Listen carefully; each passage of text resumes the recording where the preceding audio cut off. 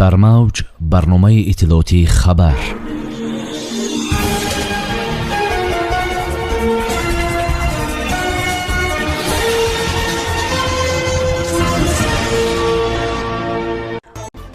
президенти ҷумҳурии тоҷикистон дар маросими ифтитоҳи олимпиадаи зимистонаи Пекин иштирок менамоянд.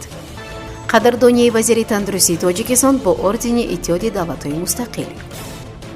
интиқоли ҷасади 6 муҳоҷири заҳролудшудаи тоҷик ба ватан, 3 нафарашон узви як оила.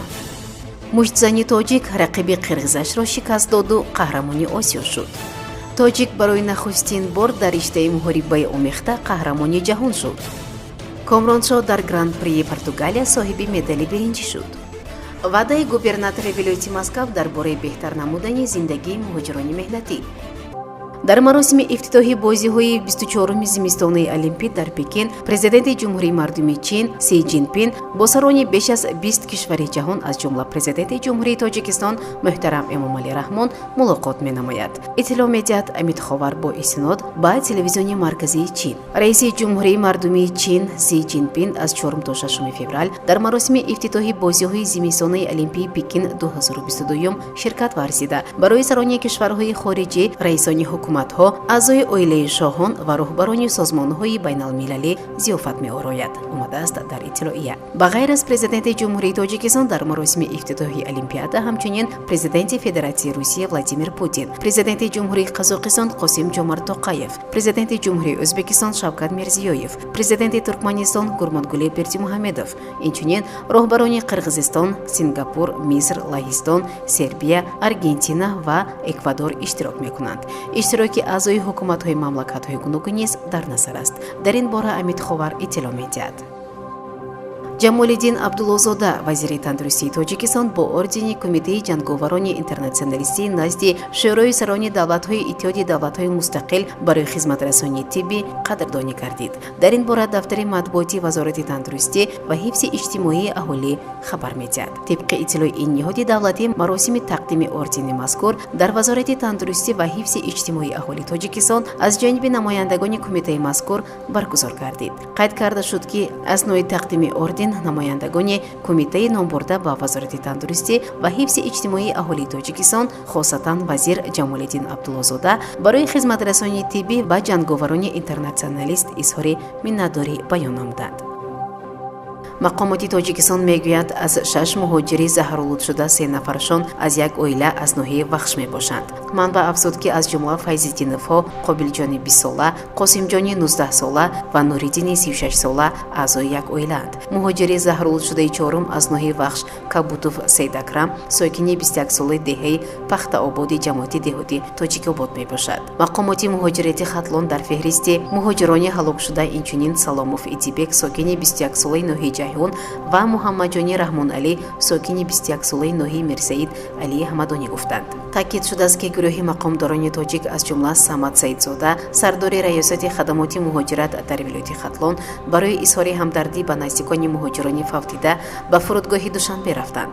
ҷасадҳо тариқи мошинҳои ёрии таъҷилӣ ба зодгоҳашон равона шуданд. ёдовар мешавем, ки ҳодисаи заҳролудшавии муҳоҷирони тоҷик дар як гармхона дар вилояти Волгоград санаи 26 январи соли ҷорӣ рух дод. бар асоси маълумоти аввалия, ҳангоми кор дар гармхона 6 нафар аз оксиди карбон заҳролуд шуда, онҳоро коргари ҳафтум ошкор карда ба корфармо муроҷиат кард ва ӯ мошини ёрии таъҷилиро даъват намудааст. ҳоло муҳоҷири ҳафтум дар бемористон қарор дорад. мақомоти тафтишотӣ аз рӯи ин ҳодиса парвандаи ҷиноӣ оғоз карда таҳқиқоти он идома дорад. Давлат Болтаев, варзишгари тоҷик, ғолиби қаҳрамони Осиё дар риштаи бокс миёни то 22-солаҳо гардид. ӯ медали тиллоро дар вазни 92 кило ба даст овард. бар асоси гузоришҳо аз ҷараёни мусобиқот, Болтаев дар даври ниҳоӣ бо варзишгари Қирғизистон Рустам Ирисбекуулу вориди майдон шуда, дар раунди сеюм рақибашро шикаст дод. дар ин мусобиқа тими Тоҷикистон инчунин соҳиби медалҳои нуқра гардид. мақоми дуюм ва нуқраро барои Тоҷикистон варзишгарон Абдумалик Болтаев, Некрӯз Салимов Рахимов ва Шаҳбоз Ҳаитов оварданд. Сумайя Қосимова ягона бонуи мушзани тоҷик ки дар қаҳрамонии Осиё то давраи ниҳоӣ расид, аз ҳарифи ӯзбекистониаш Фарзона Фозилова шикаст хӯрда медали нуқраро соҳиб шуд. Ду бонуи дигар аз Тоҷикистон Малика Нозимова дар вазни 63 кило ва Ҳусния Холова дар вазни 50 кило медали биринҷӣ ба даст оварданд. Инчунин қаблан Хусравхон Раҳимов дар вазни 57 кило ва Расул Аҳадов дар вазни 67 кило дар нимфинал мағлуб шуда медали биринҷӣ ба даст оварданд. Ёдорас мешавем ки дар қаҳрамонии Осиё миёни ҷавонони то 22 сола дар шаҳри Тошканд 190 варзишкар аз 12 давлати қора иштирок доштанд. Размикори шинохтаи тоҷик Асадбек Маннонов дар риштаи муҳорибаи омехта байни калонсолон ва наврасон дар вазни то 120 килограмм қаҳрамони ҷаҳон шуд. Маннонов дар даври нимниҳоӣ бар Димитрий Бабаи фирӯз ва дар набарди ниҳоӣ бар Микета Цибуляи украинӣ пирӯзӣ ба даст овард. Ба гуфтаи доварон, варзишгар яке аз набардҳои ҷолибтарин нишон дода, аввалин қаҳрамони ҷаҳонии Федератсияи байналмилалии муҳорибаҳои омехта аз Тоҷикистон гардид. Маннонов қайд кард, ки барои ӯ ин камёбӣ олӣ мебошад. Ба гуфтаи ӯ, дигар тоҷикон, ки дар ин мусобиқа ширкат доштанд, низ натиҷаҳои хуб нишон доданд. Ин ғалаба барои кишвари ман, оилаи ман ва барои ман аст, таъкид кард варзишгар. Қобили зикр аст, ки аввалин баромадҳои размикорони Тоҷикистон дар қаҳрамонии ҷаҳон оид ба муҳорибаҳои омехта мебошад, ки дар таърихи 10-солаи ММАФ калонтарин чорабинӣ аст. Паҳлавони шинохтаи кишвар Комроншоҳ Устопириён дар аввалин мусобиқаи ҷудои соли 2022 Гранд Прикс Португал 2022 сазовори медали биринҷӣ шуд, хабар медиҳад Кумитаи миллии олимпии Тоҷикистон. Ин мусобиқаи байналмилалӣ санаҳои 28-30 январ дар шаҳри Алмадаи Португал доир гашт.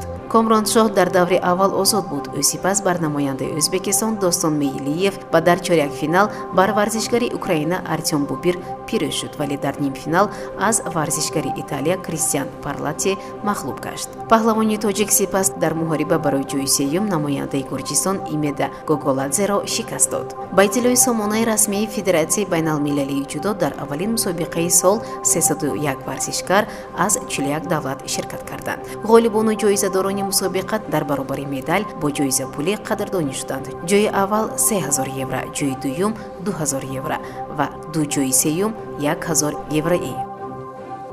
Мушкилоти муҳоҷирон дар вилояти Москав ҳал хоҳад шуд. Дар ин бора Андрей Воробьев, волии вилояти Москав, дар як наворе гуфтааст, ки шабакаи Telegram 306 онро нашр кардааст. ӯ муҳим будани ин мавзӯъро таъкид кард ва қайд намуд, ки сокинони маҳаллӣ аз вазъи зиндагии муҳоҷирон нигаронанд.